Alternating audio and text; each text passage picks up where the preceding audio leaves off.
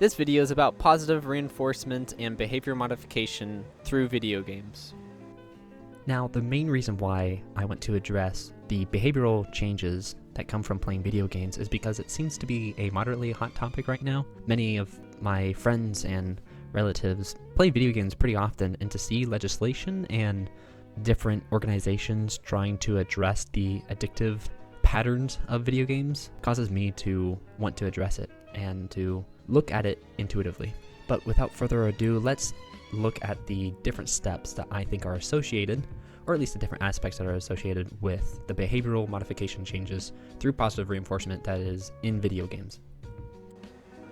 Number 1, you are instantly rewarded in video games. There is zero latency and very little response effort. When you interact with a video game, you immediately see the interaction.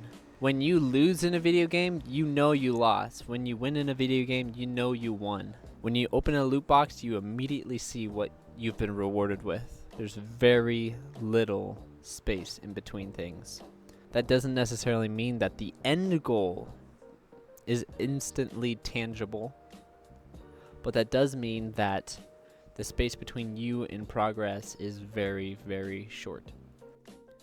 In the book Switch on the Brain, it describes the different step-by-step processes of establishing a behavior and reformatting habits, and having that short distance between progress is necessary.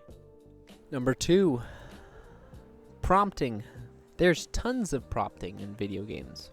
In fact, normally video games begin at a very simple step. That step looks like something like fighting a level 1 character, going through the first level 1 level, going through the tutorial. Either way, you begin at a really soft, handicapped level.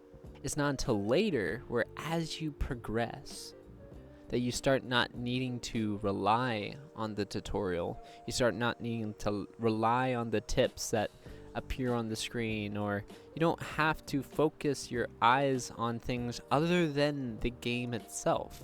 A good example of this is Paper Mario. In Paper Mario, you're given all these simple instructions, and you really only have 2 moves. Now, when you start a battle in this game, if you've never played it before or have never played a video game before, this would be intimidating in itself. But this is also the least complex way to introduce you into the gameplay. As you can see, it's telling you the details. You can use one move, jump, or another move, hammer. And these are ways for you, different promptings for you to understand what you need to do. Now, what's really interesting is also the prompting that comes along with the moves. If you saw that, there was an image of the A button that you would press on the controller to do the move. You see, all kinds of different moves and techniques are displayed to indicate what you are supposed to do. This is why I think prompting in video games is both necessary and really effective to recreate the behavior of playing more video games.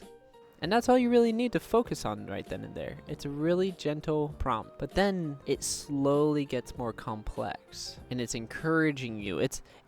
Imagine that the video game begins with the biggest prompt of having something super easy when it really doesn't have to be. But it gives you all these tutorials and accessibilities and ways for it to hold your hand for you to gain skill. A great example of the implementation of prompting for the out of sync child is this book. They go over the different steps for prompting and establishing fun schemas. You know, sometimes the game method looks like backwards chaining or shaping or even modeling. Modeling is incredibly common. Modeling is very common in video games. Number 3, the goal. I'm not going to say every video game, but the majority of the video games that you will play have a distinct goal. For instance, Smash Bros. Has a pretty distinct goal. You have to beat the other player off the stage in order for you to win. It's a very simple goal. And because of that distinct goal, other factors that encourage you to reach that goal suddenly become essential and important and significant. They have a weight to them. I've played hundreds of hours of Smash Bros. Because I'm aware of what that goal is. I am highly encouraged to assimilate as many facts and strategies as I can to reach that goal, because I know exactly what I'm reaching for. Of course, it does get a little complex later, but that's the whole point of learning those goals, is to continue to win and to get that positive reinforcement from winning. I increase the behavior of participating in Smash Bros by winning, and because I try to win, because I want to win, I adopt all these other facts and strategies that come along with it. Another great example are mobile games that encourage productivity. They encourage you to create a to-do list and to write out your goal, and they reward you for reaching those goals. And so you get different energies, you get different currencies, and you can buy different materials that make it feel like you're getting rewarded for being productive.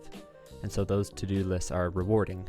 Number 4. I personally have a hard time agreeing with this one, but video games have a sensory, a tangible, an escape, and maybe attention. The attention one is difficult but the video game,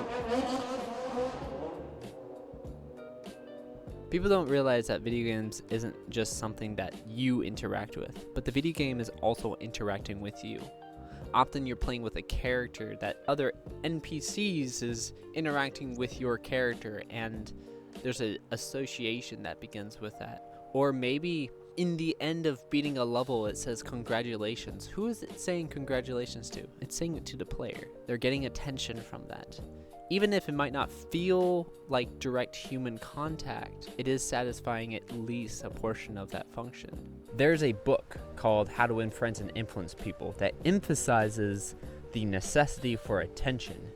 If you can grant people attention, it can be its own form of a reward. Sensory, you got tons of visual stimulation, sound stimulation, and system engagement that happens with sensory. And that tangible, you're interacting with it physically, you're using your hands, you're grabbing it. And escape, the game captivates you and brings you out of the world that you do not want to be in, and it can be a form of escape. And that's probably one of the most dangerous functions of all of them. So that's my video. Thank you for listening. I hope that brings some insight into how video games can cause modification in your behavior, and also how it uses positive reinforcements and the different aspects of positive reinforcements, and I hope you enjoyed.